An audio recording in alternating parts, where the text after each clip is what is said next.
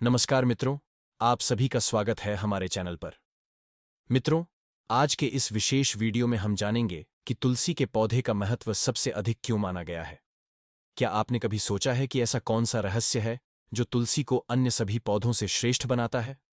शास्त्रों में कहा गया है कि तुलसी की सर्वप्रथम पूजा स्वयं भगवान श्री विष्णु ने की थी। श्रीहरि कहते हैं, जिस प्रकार देवी लक्ष्मी से वैकुंठ को ऐश्वर्य की प्राप्ति होती है, ठीक उसी प्रकार वैकुंठ को पवित्रता केवल तुलसी माता के कारण ही प्राप्त होती है। पृथ्वीलोक पर जिस भी स्थान पर तुलसी का वास होता है, वहां अधर्म, पाप और नकारात्मक शक्तियों का कभी प्रवेश नहीं होता। वह स्थान इतना पवित्र होता है कि देवता भी वहां वास करना पसंद करते हैं। इसी कारण प्रत्येक गृहस्थ को अपने घर में तुलसी का पौधा अवश्य लगाना चाहिए।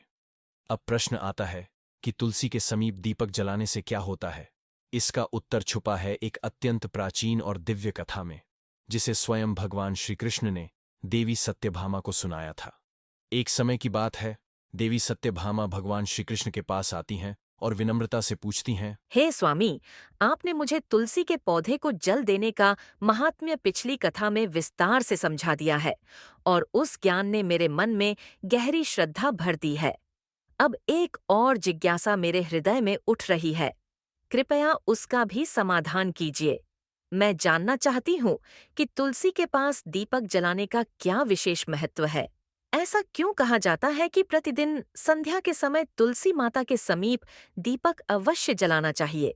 क्या यह केवल परंपरा है या इसके पीछे कोई दिव्य रहस्य और फल भी छुपा हुआ है? हे प्रभु, यदि कोई भक्त श्रद्धा से तुलसी के पास दीपक प्रज्वलित करता है, तो उसे कौन सा पुण्य या फल प्राप्त होता है? यह दीपक हमारे जीवन में क्या परिवर्तन ला सकता है? कृपया यह भी बताइए कि तुलसी के समीप दीपक जलाने की विधि क्या होनी चाहिए और उस समय कौन सा मंत्र उच्चारित करना श्रेष्ठ माना गया है, जिससे वह दीपक केवल लौ न होकर एक सच्चा समर्पण बन जाए।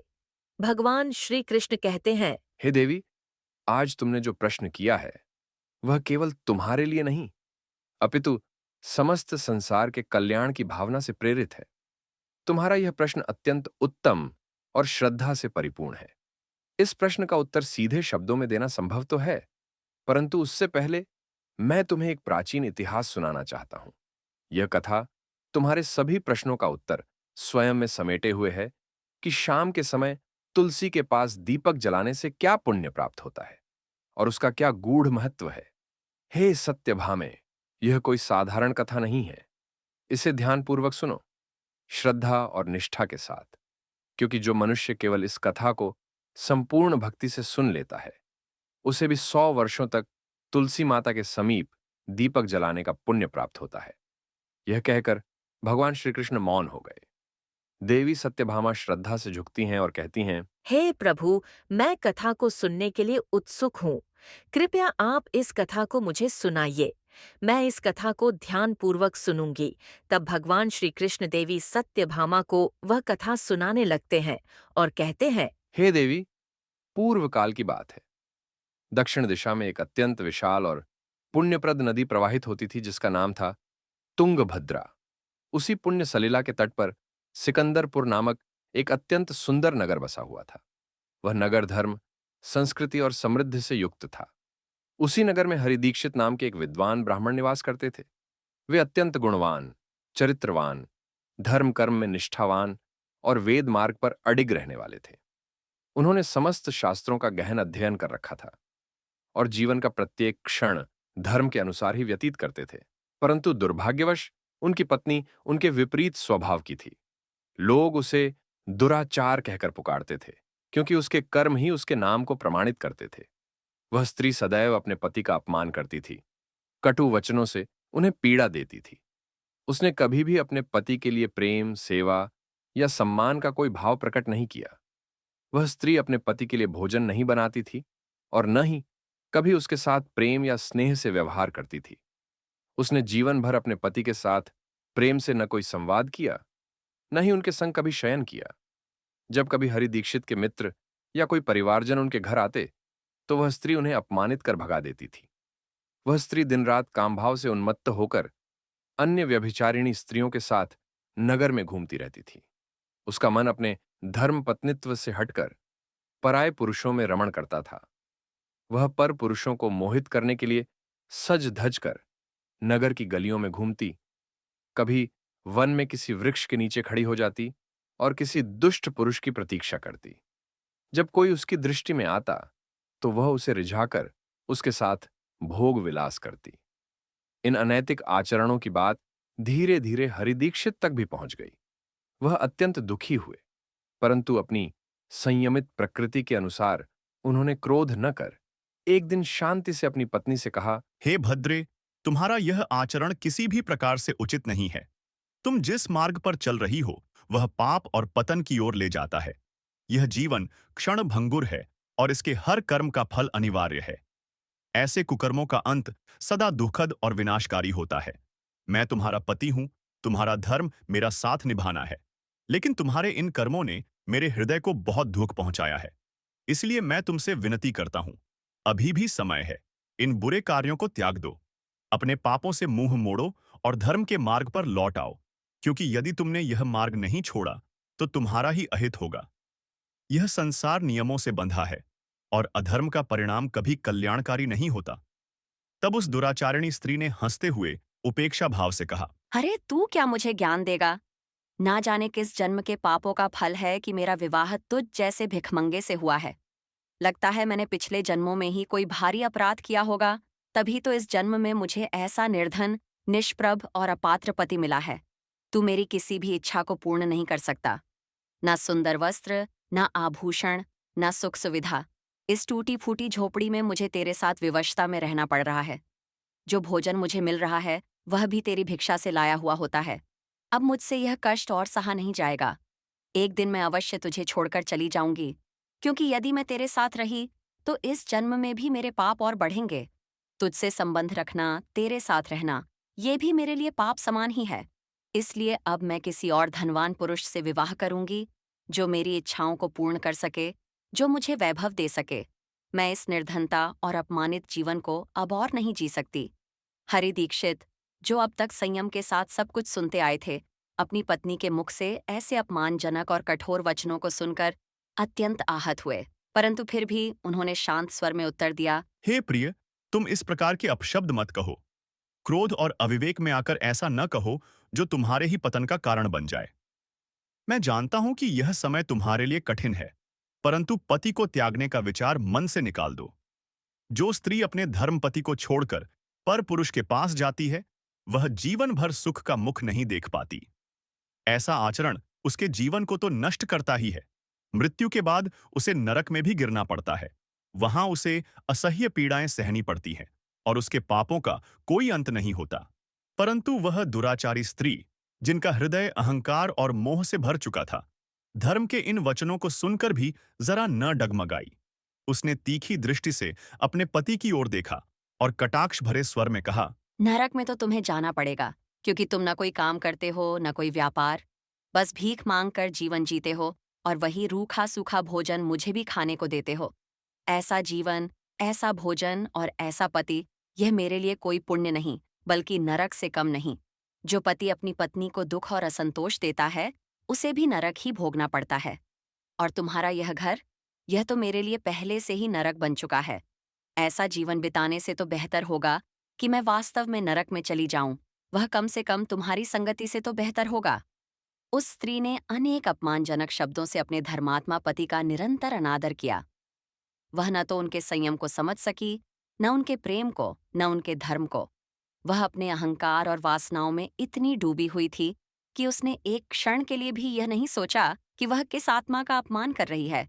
एक ऐसे ब्राह्मण का जो जीवन भर धर्म में अडिग रहा। तब श्री कृष्ण सत्यभामा की ओर देखकर कहते हैं, हे देवी, जो स्त्री अपने धर्मपति का अनादर करती है, जो उसके प्रति अपमानजनक व्यवहार करती है, वह अपने ही जीवन में दुर्भाग्य को आमंत्रित करती है। पति को त्याग कर जो स्त्री परपुरुष की ओर आकर्षित होती है, उसे अंततः नरक में भयंकर दंड भोगना ही पड़ता है।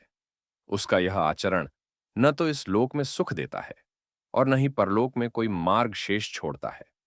अब तुम ध्यानपूर्वक सुनो, उस दुराचारी स्त्री के साथ आगे क्या घटित हुआ। एक दिन वह स्त्री अपने मन में वासना और असंतोष के ज्वालामुखी को लेकर वन की ओर चली गई। वहां जाकर वह एक विशाल वृक्ष के नीचे खड़ी हो गई। उसका चित्त काम भाव से व्याकुल था। वह अधीर होकर किसी सुंदर, कामी पुरुष की राह देखने लगी। परंतु बहुत समय बीत गया और वहां कोई नहीं आया। जितनी आशा लेकर वह वन में गई थी, वह सारी व्यर्थ हो गई। जब किसी भी दिशा से कोई पुरुष नहीं आया, तो वह अत्यंत दुखी हो उठी। उसकी आंखों में असंतोष था और मन में व्याकुलता। वह इधर उधर देखने लगी है, जैसे कोई प्यासी मृगी जल की खोज में भटकती है। वह वहां खड़ी खड़ी निराशा और क्रोध से भरकर नाना प्रकार की बातें करने लगी। अपनी ही इच्छाओं की ज्वाला में जलती हुई वह स्त्री विलाप करने लगी, मानो वह स्वयं को ही कोस रही हो, परंतु फिर भी उसके मन में कोई पश्चाताप नहीं था। हे देवी सत्यभामे, उस स्त्री का चित्त वासना की ज्वाला में जल रहा था। जब वन में बहुत देर तक प्रतीक्षा करने के बाद भी कोई पुरुष नहीं आया, तो वह व्याकुल होकर विलाप करने लगी। उसने कातर और विकृत स्वर में कहा, हाय हाय, आज तो इस मार्ग से कोई भी रूपवान पुरुष नहीं आया। अब मैं कैसे अपने कामी मन को शांत करूं? यह रात्रि कैसे बीतेगी? कौन है जो मेरे इस सुंदर और यौवनपूर्ण शरीर का उपभोग करेगा? मेरी जवानी तो व्यर्थ ही नष्ट हो रही है। कोई भी पुरुष मुझे पाने की कामना नहीं करता। क्या मेरी जैसी स्त्री का सौंदर्य व्यर्थ चला जाएगा? अब मैं कहाँ जाऊं? किसके पास जाऊं? कौन मुझे अपनाएगा? कौन मेरे साथ भोग विलास करेगा? मेरा पति तो मूर्ख है, निर्धन, निर्बल और नीरस।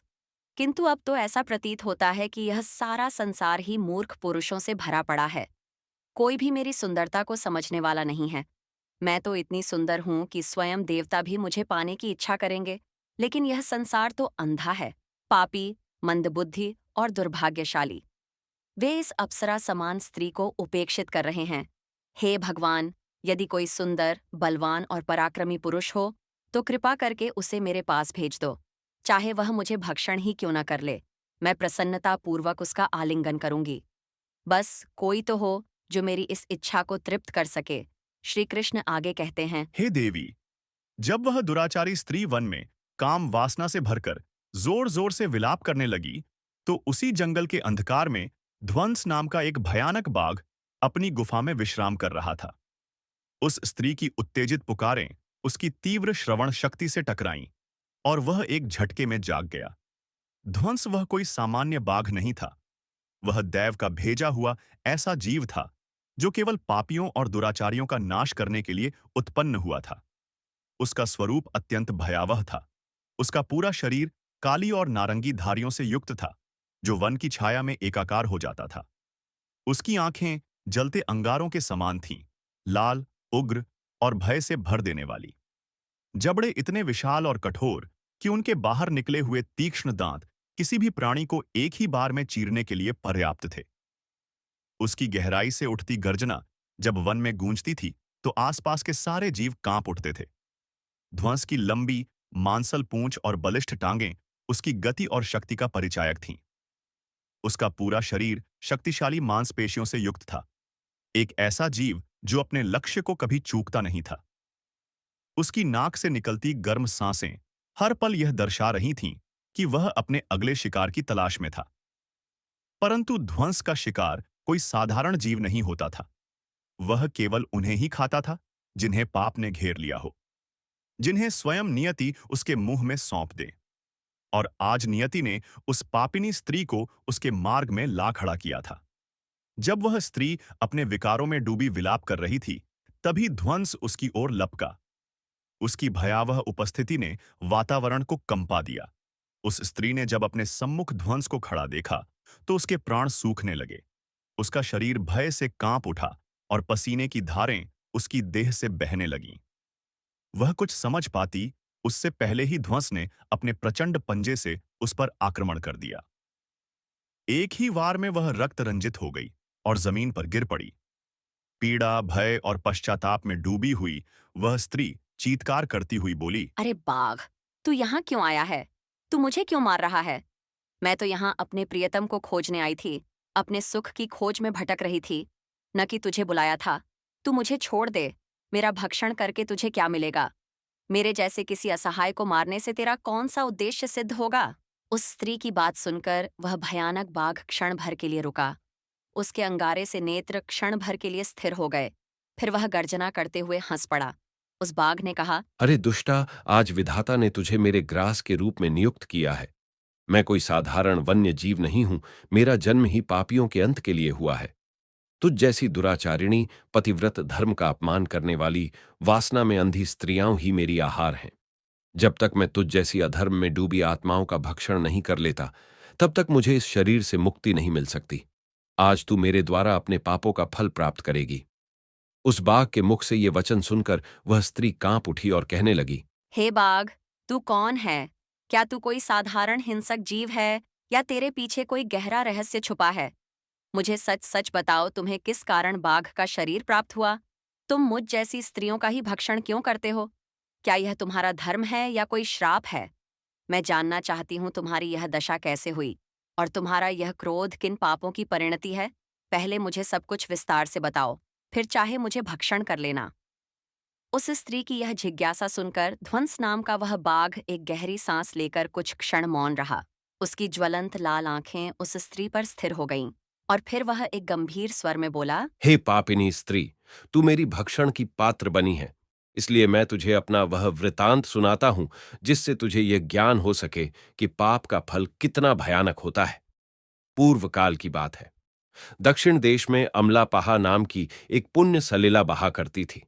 उसी नदी के तट पर मुनिपर्णा नाम की एक पुण्य भूमि नगरी स्थित थी, जो अपने मंदिरों, तपस्वियों, शांत वातावरण और धार्मिक अनुष्ठानों के लिए विख्यात थी। उसी नगरी में एक ब्राह्मण परिवार था, जिसमें मेरा जन्म हुआ। मेरा नाम था वेदानंद। मेरे पिता धर्मनिष्ठ, यज्ञविद और तपस्वी ब्राह्मण थे। उन्होंने मुझे बचपन से ही वेदों और शास्त्रों के ज्ञान से सिंचित किया। किंतु हे स्त्री, जैसे जैसे मैं किशोरावस्था से युवा हुआ, मेरे भीतर धन का लोभ पलने लगा। मैंने यज्ञ तो किए, पर उनका उद्देश्य धर्म नहीं, धन अर्जन बन गया। मैंने पापियों के साथ मिलकर अधार्मिक कार्यों में भाग लिया और स्वार्थवश उनके कुकर्मों को मौन स्वीकृति दी। मैंने ब्राह्मण होकर भी वह वस्तुएं दान में लीं जिन्हें लेना धर्म विरुद्ध था। मेरा मन छल, कपट और लालच से भर गया।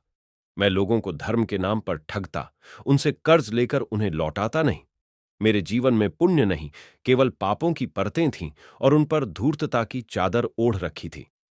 समय के साथ मेरा शरीर वृद्ध हो गया, बाल श्वेत हो गए, दृष्टि मंद हो गई, दांत झड़ गए, लेकिन मन का लोभ वैसा ही बना रहा। मैं मृत्यु तक भी धन की कामना में डूबा रहा। एक दिन धन के लोभ में मैं फिर नदी के तट पर गया। वहां मैंने अन्य धूर्त ब्राह्मणों के साथ मिलकर धर्म का तमाशा किया। झूठे मंत्र बोले, बिना विधि के पूजा की और केवल दान पाने की लालसा में देवताओं तक का अपमान कर डाला।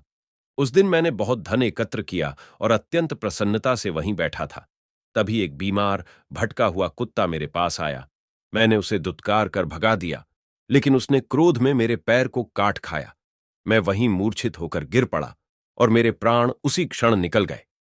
मेरी मृत्यु के तुरंत पश्चात यमराज के दो भयानक दूत प्रकट हुए। उनके नेत्र अंगारों की भांति जल रहे थे और उनके हाथों में जंजीरें थीं। उन्होंने मुझे बांधकर यमपुरी की ओर घसीटा।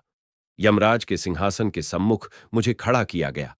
तब यमराज ने गंभीर स्वर में आदेश दिया, हे चित्रगुप्त, इस आत्मा के समस्त कर्मों का लेखा जोखा प्रस्तुत करो। चित्रगुप्त ने कहा, हे धर्मराज, यह ब्राह्मण जिसका नाम वेदानंद था, इसने अपने जीवन में केवल पाखंड, छल और अधर्म किया है। इसने धर्म का मुखौटा पहनकर अधर्म को पोषित किया। धर्म के नाम पर यज्ञ तो किए, परंतु वे यज्ञ सच्चे भाव से नहीं थे। इन यज्ञों में झूठे मंत्रों का उच्चारण किया, विधिवत आहुतियां नहीं दीं और भगवान के नाम का उपहास किया। यह ब्राह्मण होकर भी ब्राह्मणत्व की मर्यादा को कलंकित करता रहा। इसने धन के लोभ में आकर पापियों का साथ दिया और धर्म को केवल कमाई का साधन बना लिया। ऐसा व्यक्ति जो वेदों का ज्ञाता होकर भी अधर्म के मार्ग पर चले, वह साधारण पापी नहीं, महापातकी कहलाता है। इसलिए हे धर्मराज, वेदानंद नामक यह ब्राह्मण नरक का अधिकारी है। ये आत्मा अब नरक में जाकर अपने पापों का फल भोगे। तब यमराज का मुख कठोर और न्याययुक्त हो उठा। उन्होंने सिंहासन पर बैठते हुए अपने भयानक दूतों को आदेश दिया, इस पापी को नरक की अग्नि में डाल दो। इसने वेदों के नाम पर अपवित्रता फैलाई है, धर्म को व्यापार बनाया है और जनमानस को भ्रमित करके अधर्म में ढकेला है। ऐसे पाखंडी ब्राह्मण को कोई क्षमा नहीं। इसे ले जाकर कुंभी पाक नरक में डाला जाए, जहां ताम्र पात्रों में उबलता तेल इसकी देह को जला देगा। जहां प्रत्येक पल इसकी चेतना जागृत रहेगी और यह हर क्षण अपने ही कर्मों को स्मरण करता रहेगा। इस पापी को भयानक यातनाएं दी जाएं। इसे वह पीड़ा दी जाए जो केवल उन्हें दी जाती है, जो भगवान के नाम का अपमान करते हैं और धर्म के वस्त्र में अधर्म को छुपाते हैं। यह वहीं जाकर अपने समस्त पापों का फल भोगेगा। जब इसकी आत्मा पीड़ा से कराहेगी, तभी इसे यह बोध होगा कि धर्म का तिरस्कार कैसा फल देता है। इसके बाद मुझे नरक की भयंकर अग्नि में डाल दिया गया। वर्षों तक मैंने वहां की यातनाएं सहन की। मेरी आत्मा को पीड़ा की आग में तपा दिया गया। हर पल, हर क्षण मुझे अपने कर्मों का दंड मिलता रहा। न रात्रि वहां विश्राम देती थी और न दिन शांति।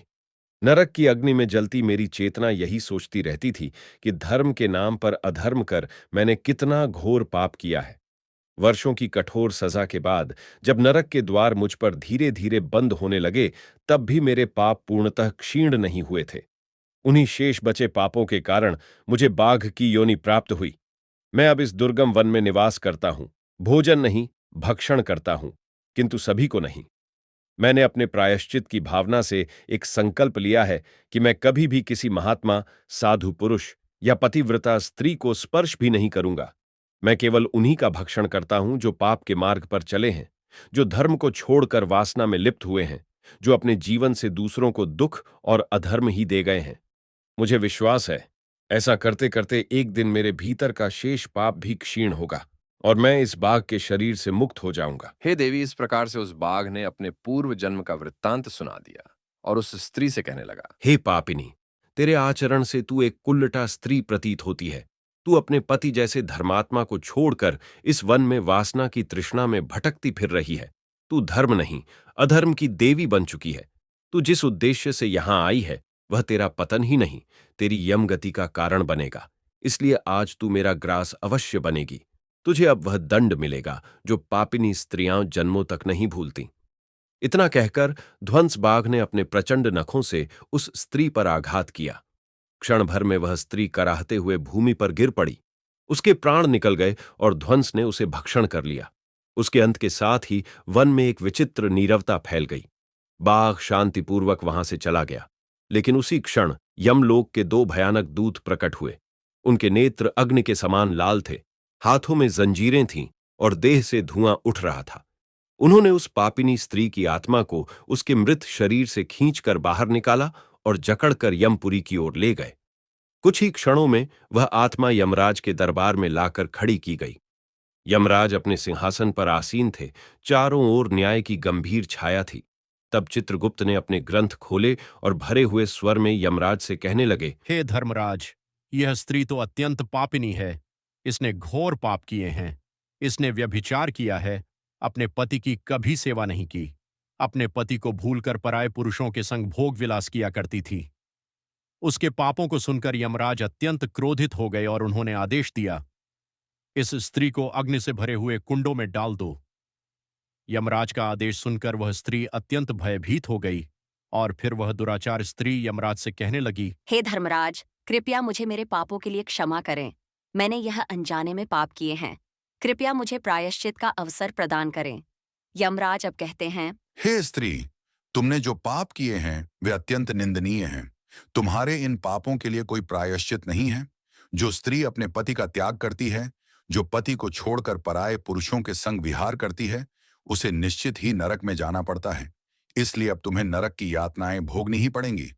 फिर यमराज ने अपने दूतों से कहा, हे दूतों, इस पापिनी स्त्री को ले जाओ और इसे भयानक नरकों में डाल दो। यह उसी की अधिकारी है। तत्क्षण यमदूत उसे नरक की ओर ले गए। वहां उसे अनेक वर्षों तक जलते हुए तेल के कुंड में पकाया गया। फिर उसे निकालकर रौरव नामक नरक में डाला गया, जहां उसकी आत्मा को तिल तिल कर जलाया गया। इस प्रकार उसे अलग अलग भीषण नरकों में डाला गया, जहां उसने असंख्य वर्षों तक अकल्पनीय पीड़ा भोगी। नरक में कष्ट सहने के बाद वह महापापिनी स्त्री पुनः पृथ्वी लोक पर चांडा के नाम से उत्पन्न हुई। चांडाल के घर जन्म लेने के बाद उसने फिर वही पाप करने शुरू कर दिए। वह व्यभिचारिणी बन गई, अनेक पापी पुरुषों के संग विहार करने लगी। कुछ समय पश्चात पूर्व जन्म के पापों के प्रभाव से उसे कोढ़ का भयंकर रोग हो गया। उसका अंग अंग जलने लगा, उसकी आंखों में तीव्र पीड़ा रहने लगी और वह पीड़ा सहते हुए दिन बिताने लगी। एक दिन तीर्थ स्नान की इच्छा से वह अंतपुर जा पहुंची और वहां एक आश्रम के बाहर निवास करने लगी। उस आश्रम में एक तुलसी का पौधा था। अन्य स्त्रियों को तुलसी के पास दीपक जलाते हुए देखकर उस पापिनी को बड़ा आश्चर्य हुआ। फिर एक दिन वहां के आश्रम में निवास करने वाले एक साधु से उस स्त्री ने पूछा, हे साधु महाराज, यह कौन सा पौधा है और यह स्त्रियां इसके नीचे दीपक क्यों जला रही हैं? तब उस साधु ने कहा, हे कल्याणी, यह अत्यंत पवित्र तुलसी का पौधा है। इसके दर्शन करने मात्र से ही संकटों का नाश होता है। इस तुलसी को जल देने से देवी देवताओं की कृपा प्राप्त होती है तथा इस पवित्र पौधे के पास दीपक जलाने से समस्त पाप नष्ट होते हैं। उस साधु की बात सुनकर उस स्त्री को बड़ी प्रसन्नता हुई और उसने साधु से कहा, हे साधु महाराज, यदि कोई अत्यंत पापिनी स्त्री भी इसके पास दीपक जलाएगी तो उसके पाप नष्ट होंगे। क्या वह साधु कहते हैं? हे पुत्री, यह सत्य है। यदि किसी स्त्री ने घोर पाप भी किए हो तब भी उसके पाप नष्ट होते हैं। उसके सभी जन्मों के पाप भी तुलसी के पास दीपक जलाने से नष्ट होते हैं। किंतु हे पुत्री, तुम कौन हो और किस कारण से यह प्रश्न पूछ रही हो? वह स्त्री कहती है, हे साधु महाराज, मैं महापापिनी हूँ। मैंने व्यभिचार किया है तथा अनेक प्रकार के पाप किए हैं। मेरे पापों के कारण ही मेरी ऐसी दुर्दशा हुई है। कृपया मुझे पापों से मुक्ति का उपाय बताइए। साधु कहते हैं, हे पुत्री, अब से तुम नित्य इस तुलसी के पास दीपक जलाओ। तुम्हारे समस्त पाप और दोष समाप्त हो जाएंगे। साधु की बात सुनकर उस पापी स्त्री ने भी वही किया। उसने तुलसी के पौधे के पास एक दीपक जला दिया। इस प्रकार वह स्त्री प्रतिदिन उसी स्थान पर तुलसी के पास दीपक जलाने लगी। फिर एक दिन जब वह स्त्री शाम के समय तुलसी के पास दीपक जला रही थी, उसी समय अचानक उसके हृदय के फटने से उसकी मृत्यु हो गई। वह वहीं जमीन पर गिर पड़ी और निष्प्राण हो गई।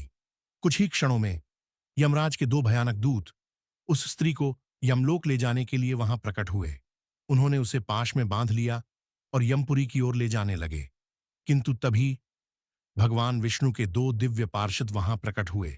वे अत्यंत तेजस्वी और दिव्य आभा से युक्त थे।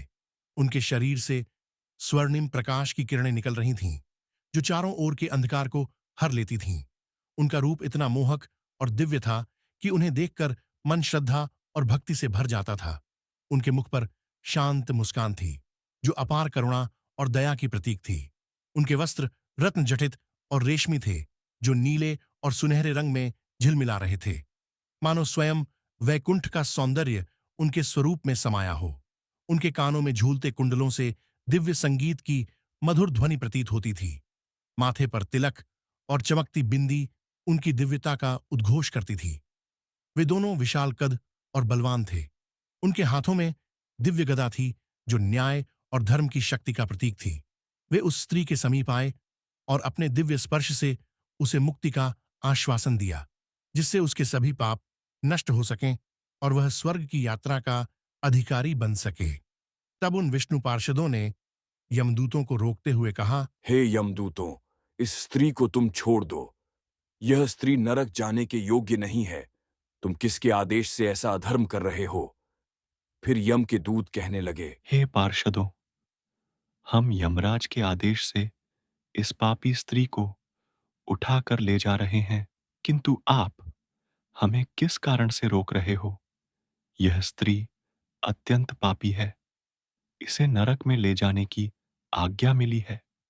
यह सुनकर भगवान विष्णु के पार्षद मुस्कुराए और बोले, हे यमदूत, तो तुम सत्य बोलते हो, लेकिन इस स्त्री का एक ऐसा पुण्य भी है जो इसके समस्त पापों को मिटा चुका है। क्या तुमने देखा नहीं कि इसने अपने जीवन में संध्या के समय तुलसी के समीप दीपक जलाया है? यमदूतों ने चकित होकर पूछा, हे पार्षदों, क्या केवल तुलसी के समीप दीपक जलाने से इसके समस्त पाप नष्ट हो सकते हैं? भगवान विष्णु के पार्षदों ने गहन दृष्टि से यमदूतों की ओर देखा और समझाया, तुम इस बात को नहीं समझते। यमदूतों, तुलसी भगवान विष्णु की परम प्रिय है, और जो भक्त श्रद्धा और भक्ति से तुलसी के समीप दीपक जलाता है, वह विष्णु की कृपा का पात्र बन जाता है। संध्या के समय दीपक जलाने का पुण्य अनंत गुना बढ़ जाता है और यह न केवल उसके पापों को नष्ट करता है, बल्कि उसे स्वर्ग का अधिकारी भी बनाता है। इस स्त्री ने सच्चे मन से तुलसी का पूजन किया और दीपक प्रज्वलित किया है। इसी कारण इसके सारे पाप झलकर राख हो चुके हैं। अब यह नरक जाने के योग्य नहीं है। यमदूतों ने अपने हाथ जोड़कर कहा, हे पार्षदों, आप सत्य कह रहे हैं। हमें इसके भक्ति के बारे में जानकारी नहीं थी। यदि यह भगवान विष्णु की प्रिय भक्त है, तो इसे हम कैसे नरक ले जा सकते हैं? भगवान विष्णु के पार्षदों ने मधुर स्वर में कहा, हे यमदूतों, अब तुम लौट जाओ। इस स्त्री ने तुलसी की सेवा की है। वह उस दीपक की रोशनी में अपने सारे पापों को भस्म कर चुकी है। अब इसे विष्णु लोक में ले जाया जाएगा, जहां इसका स्वागत होगा। यह अब स्वर्ग की अधिकारी बन चुकी है। पार्षदों की बात सुनकर उन यमदूतों ने उस स्त्री को उसी स्थान पर छोड़ दिया और यमलोक लौट गए। वहां जाकर उन्होंने यमराज को सारा वृत्तांत सुना दिया। फिर भगवान विष्णु के पार्षद उस स्त्री को दिव्य विमान में बिठाकर स्वर्ग लोक ले गए। भगवान श्री कृष्ण कहते हैं, हे देवी सत्यभामा, इस प्रकार केवल तुलसी के पास दीपक जलाने मात्र से ही मनुष्य के सभी पाप नष्ट हो जाते हैं। जो स्त्री नित्य संध्या के समय तुलसी के पास दीपक जलाती है, वह सौभाग्यशाली बनती है। उसके पूर्व जन्मों के समस्त पाप समाप्त हो जाते हैं और उसे जीवन में सुख, समृद्धि व शांति की प्राप्ति होती है। रोज संध्या के समय तुलसी माता के पास दीपक जलाते हुए इस मंत्र का उच्चारण अवश्य करना चाहिए। ओम तुलसी देव्यै च विद्महे विष्णु प्रिया यै च धीमहि तन्नो वृंदा प्रचोदयात्। श्री कृष्ण कहते हैं, हजारों अमृत के कलशों से स्नान कराने पर भी श्रीहरि को उतनी तृप्ति नहीं होती जितनी तुलसी का एक पत्र समर्पित करने से प्राप्त होती है। 10,000 गोदान से जो फल मिलता है, वही पुण्य तुलसी पत्र के एकमात्र दान से प्राप्त हो जाता है। जो मनुष्य अपने अंतिम समय में तुलसी पत्र या तुलसी जल ग्रहण करता है, वह समस्त पापों से मुक्त होकर श्री कृष्ण के परम धाम को प्राप्त करता है।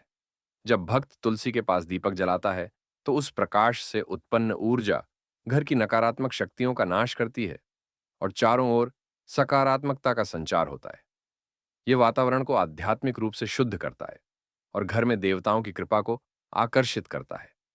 दीपक का प्रकाश अज्ञान के अंधकार को दूर करता है और ज्ञान की ज्योति को प्रज्वलित करता है। तुलसी के समीप दीपक जलाने से मनुष्य के भीतर पवित्रता और शुद्धता का भाव जागृत होता है, जिससे उसकी भक्ति, ध्यान और साधना में गहराई आती है। यह भी मान्यता है कि जब साधक तुलसी के पास दीपक जलाकर आरती करता है और भगवान विष्णु का स्मरण करता है, तो वह सरलता से ईश्वर की कृपा को प्राप्त करता है। यह मन को स्थिर करता है और ध्यान में एकाग्रता को बढ़ाता है। तुलसी के पास दीपक जलाने का अनुष्ठान सूर्यास्त के समय करना अत्यंत शुभ माना गया है। इस समय भगवान का स्मरण करते हुए तुलसी माता की आरती करनी चाहिए। इससे विशेष पुण्य की प्राप्ति होती है। प्रतिदिन दीपक जलाते समय ओम नमो भगवते वासुदेवाय मंत्र का जाप अवश्य करें। यह मंत्र घर की नकारात्मकता को दूर करता है और भगवान विष्णु की कृपा को आकर्षित करता है। घी या तिल के तेल का दीपक तुलसी के पास जलाना विशेष शुभ होता है। घी का दीपक अत्यंत पवित्र माना जाता है, किंतु यदि संभव न हो तो तिल का तेल भी उपयोग में लाया जा सकता है। तिल का तेल विशेष रूप से नकारात्मक ऊर्जा को दूर करने में सहायक होता है। ऐसा कहा गया है कि जो भक्त प्रतिदिन तुलसी माता के समीप दीपक जलाता है, उसे 7 जन्मों तक पुण्य प्राप्त होता है और वह कभी दरिद्रता का सामना नहीं करता। उसके घर परिवार में सदा सुख, शांति और खुशहाली बनी रहती है। धार्मिक ग्रंथों में वर्णित है कि तुलसी के पास दीपक जलाने से पितृदोष, गृह दोष और काल सर्प दोष जैसी बाधाएं दूर होती हैं। यह उपाय घर की ऊर्जा को शुद्ध करता है और आत्मा की पवित्रता का माध्यम बनता है। यह दीपक केवल ज्योति नहीं, बल्कि आत्मा की शुद्धि और जन्म जन्मांतर के पापों के नाश का प्रतीक है। इससे आत्मा को शांति मिलती है और व्यक्ति को सद्गति प्राप्त होती है। यह भी कहा गया है कि यदि कोई व्यक्ति जीवन के अंतिम क्षणों में तुलसी के पास दीपक जलाकर भगवान का स्मरण करता है, तो उसे मृत्यु के पश्चात यमदूतों का भय नहीं रहता, बल्कि वह सीधे भगवान के परम धाम को प्राप्त करता है। तुलसी के समीप दीपक जलाने से देवी लक्ष्मी का आशीर्वाद भी प्राप्त होता है, जिससे जीवन में कभी आर्थिक संकट नहीं आता और सदा समृद्धि का वास बना रहता है। तो मित्रों, इस प्रकार भगवान श्री कृष्ण ने तुलसी माता के समीप दीपक जलाने का महत्व विस्तार पूर्वक बताया है। आपको यह कथा कैसी लगी? कृपया कमेंट में जय श्री कृष्ण जय मां तुलसी अवश्य लिखें। यदि जानकारी अच्छी लगी हो तो वीडियो को लाइक करें, चैनल को सब्सक्राइब करें और इस पावन कथा को अधिक से अधिक लोगों तक पहुंचाएं। आप सभी का हृदय से धन्यवाद।